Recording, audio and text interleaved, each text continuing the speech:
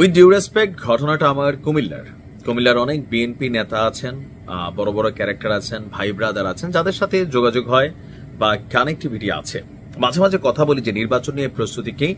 তো সবাই বলেন যে দেখো, নির্বাচনটা এবার একটা হার্ডেস্ট ওয়েতে যাবে। আমরা চেষ্টা করছি দলকর্মী জনগণের মন পাওয়ার জন্য, যেন যে কোনো পরিস্থিতিতে নির্বাচনে জনগণ খুশি হইয়া আমাদের ভোট দেয়। একদিকে বিএনপির ঊর্ধ্বতন যে নেতারা আছেন কুমিল্লা জেলার, তারা যখন এই মোটিভে হাঁটছেন, কিছু কিছু জায়গায় ভিন্ন দৃশ্য আমরা দেখতে পাচ্ছি। তবে এই দৃশ্যপটগুলো বিএনপিকে ডুবাবে।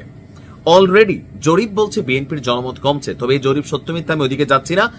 কিন্তু গেল কয়েক মাসে সারা বাংলাদেশের কিছু কিছু অঞ্চলে পদধারী অথবা পদ নাই, ভবিষ্যতে পদ পাবে কিনা তাও সন্দেহ আছে, এমন অনেক ক্ষুধার্ত নেতার চাঁদাবাজি, বিভিন্ন ধরনের অপকর্ম বিএনপির মান সম্মান ইজ্জত অনেকটা ধুলাই মিশাই দিছে।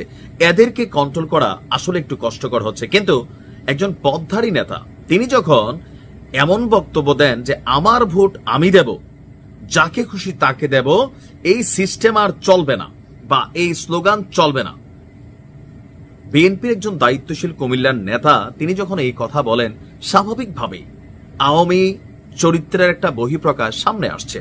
কারণ আমরা আওয়ামী লীগ সরকারের সময় দেখেছি বিভিন্ন জায়গায় এরকম ভোটারদেরকে ধমকানো হইতো যে একদম বাড়ি থেকে তুলে নিয়ে আসবে, অথবা নির্বাচনে ভোট দিয়া বাড়িতে যাইতে পারবে না। কথা বলছি আমরা কুমিল্লার ব্লুটুথ নেতা 14 গ্রামের, ওনার নাম হচ্ছে, আমরা যদি দেখি, ওয়াহিদুর রহমান মুক্ত। শহরে খুব বেশি পরিচিত ক্যারেক্টার না হলেও কুমিল্লার 14 গ্রামে স্থানীয়ভাবে তিনি জনপ্রিয়। তো তার বক্তব্যটা কি ছিল? আমার ভোট আমি দেব, যাকে খুশি তাকে দেব, এই স্লোগান বদলে দেব। তো কি স্লোগান দেবেন? এই স্লোগান আমরা পরিবর্তন করতে চাই। তো কি পরিবর্তন করবেন?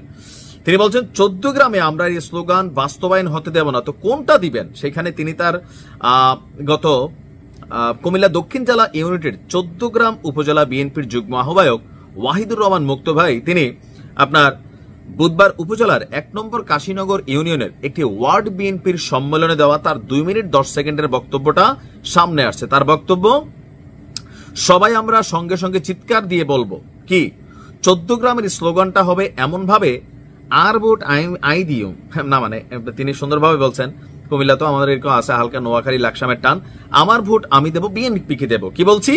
বিএনপিকে দেব, আমার ভোট আমি দেব, ধানের শীষে দেব। আজ থেকে আপনারা এই স্লোগানটাই দেবেন, আর কোনো স্লোগান নাই। আমার ভোট আমি দেব, যাকে খুশি তাকে দেব। এটা 14 গ্রামে কোনো সুযোগ নেই। দেন ভাই, আপনার ভোট ভালো লাগলে আপনি একবারের জায়গায় জাল ভোটের সিস্টেম থাকলে 3 বার দেন, বিএনপির দেন, কেউ তো না করছে না।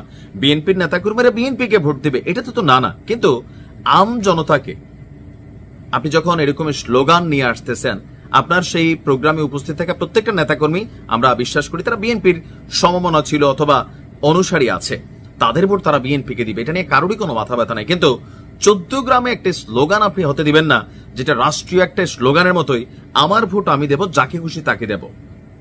সেই স্লোগানটাকে নিয়ে আপনি যখন বিএনপিকে দিবেন, আপনার ভোট তো আপনি এমনিই বিএনপি দিবেন, নেতাকর্মীরা তাদের ভোট বিএনপি দিবে। কিন্তু আপনি যখন এই স্লোগানটা আটকাতে যাবেন, এইটার একটা নেগেটিভ ইমেজ তো বাংলাদেশে তৈরি হয়ে গেছে। আপনি বক্তব্য দেওয়ার সাথে সাথে আপনি ভাইরাল, কিন্তু আপনি কোন জায়গায় ভাইরাল হলেন? আপনার ভোট আপনি বিএনপিরই দিবেন, ঠিক আছে, কিন্তু জনতার ভোট কি জনতা বিএনপিকে দেবে, নাকি জামাতকে দেবে, না এনসিপিকে দেবে, নাকি অন্য কোনো দলকে দেবে, নাকি সরকারের নতুন সিস্টেমে না ভোট দেবে? এটা তো জনতার সিদ্ধান্ত।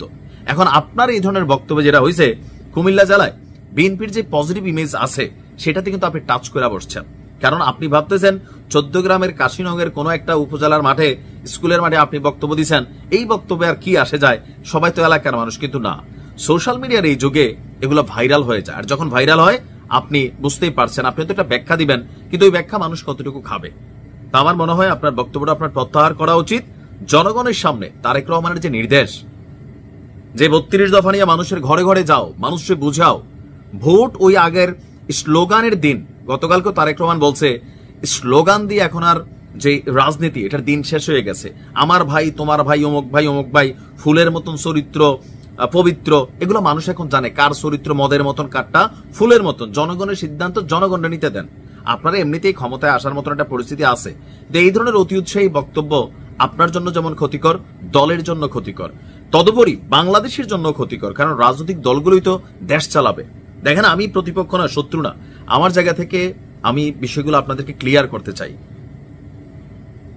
জনগণের কাছে ভালোবাসার মেসেজ ক্রিয়েট করেন, গুন্ডামি পান্ডামি এই থ্রেডমূলক বক্তব্যে লোকাল মানুষ আপনাকে পছন্দ করবে না। সামনে স্যার বলল, পিছনে গালি দিবে। ভালো থাকুন।